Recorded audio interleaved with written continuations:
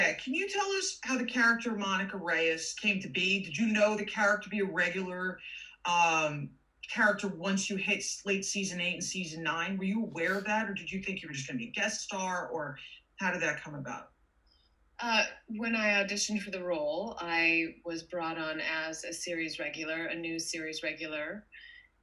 So I knew ahead of time that it would be a significant addition to the show. But I don't think I realized,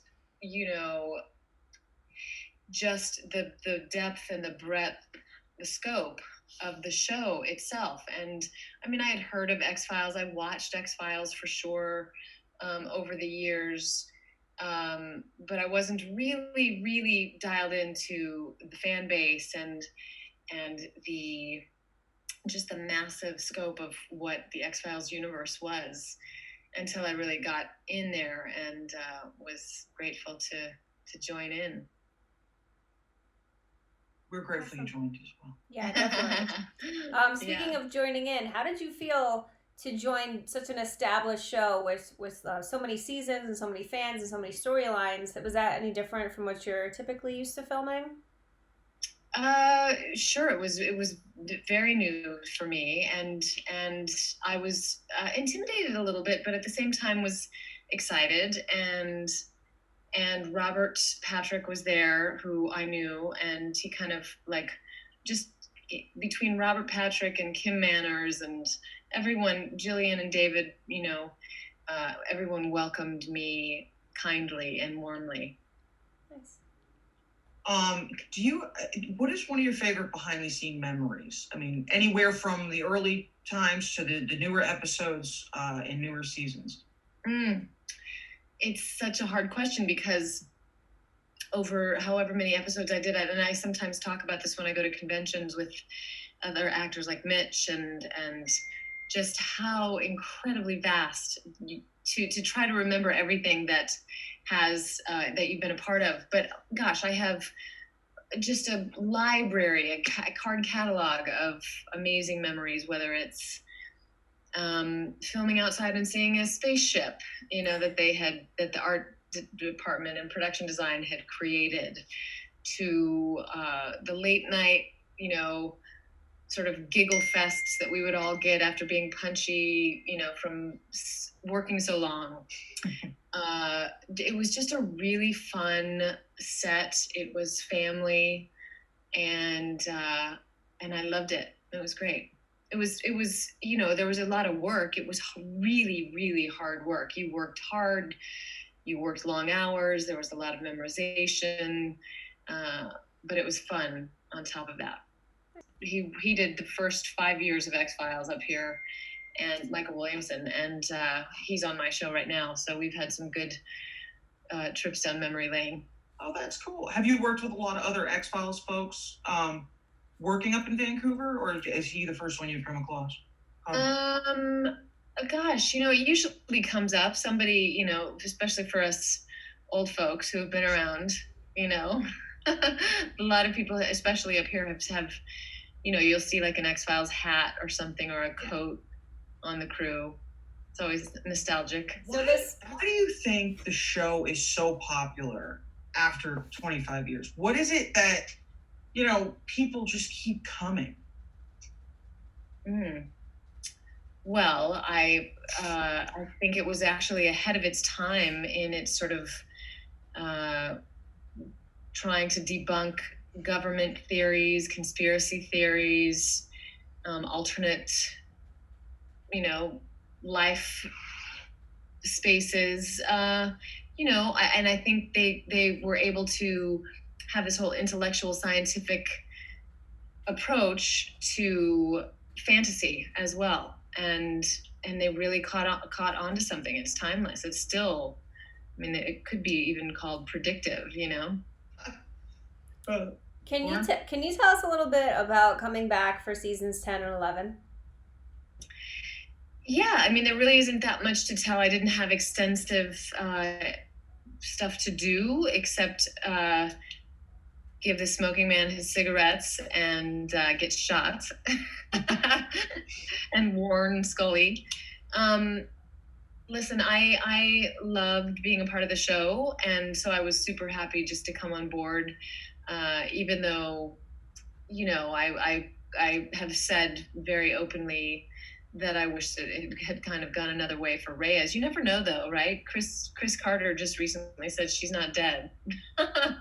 That was one of our other questions. It was. Did you feel, was there an indication that you would have survived the bullet wound and your character would have continued in some way? No, when I finally read the episode, in fact, before Chris sent me the episode, the finale, he said, "Hey, it's, I love you, but it's curtains for Reyes." So I knew before going into it. But, when we were shooting it, the bullet wound was just not completely center. So, he said that maybe it missed her brain. How do you feel that it's affected anything? How people look at television, how television's written, anything like that? Does that make any sense? Sure. No, I mean, I think the fact that, as we said, that it's still really lasted and sustained itself speaks. I don't know necessarily, stylistically, there have been a lot of shows, whether it's Star Trek or MASH or any of those kind of iconic shows.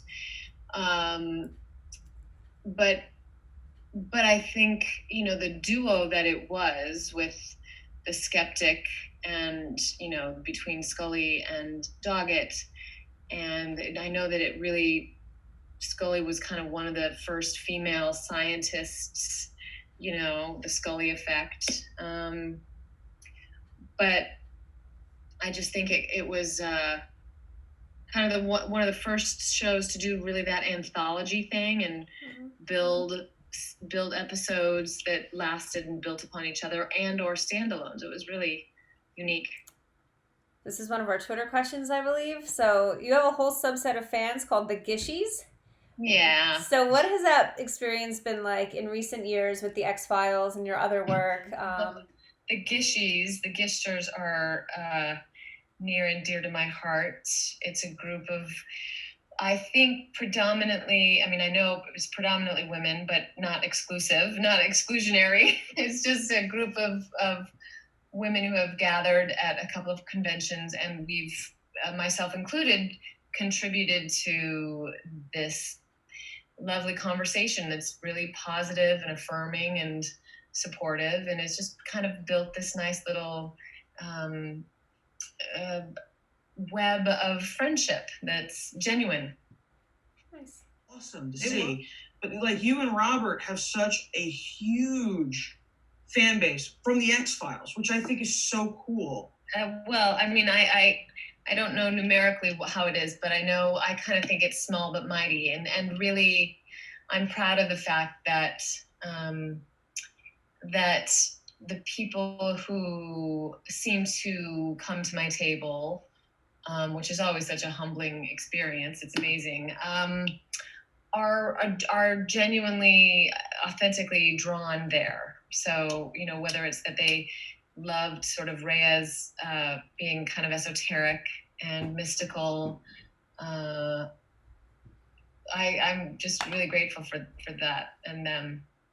I think a lot of it has to do with, you mentioned the Scully effect, and the Scully effect was so important for females being strong, educated. And then your character came in and had a very more Mulder-like perspective, but you were such a strong woman, a strong character, that women were drawn to that. And that was in, early 2000s when really it kind of started to explode. We were in college and you could see that strength, which was amazing to watch. To your earlier question then, that I think is something that Chris and Frank and all of the writers really did well, was build that ahead of its time, empowering women to be just as smart as men. And some of that, I think, is a function of Jillian and David having equal charisma, and magnetism. And so I think Chris and Frank really fed off of that and built more of that in. It was incredible. I mean, Yeah, there were so many reasons to be drawn to the show, but that was a huge one. As us growing up, young women watching a show, and we're grateful for characters like that who were able to say that's okay. This isn't right. This is what you got to do. Yeah. You actually made me think of another question. Are you a skeptic or a believer? I'm a believer. Okay. Yes, if you could say something to the fans over the past 25 plus years, what would your message be if you're just speaking generally to all of the fans worldwide? I had so many great kind of one-liners, quick little quibs that I think are quips that were great, like no friggin' way, but I think it's as silly as it sounds. Just don't stop believing. I think that we all we certainly need to believe that other things are at play, not just the forces that we kind of see and read about in the news. Mm-hmm.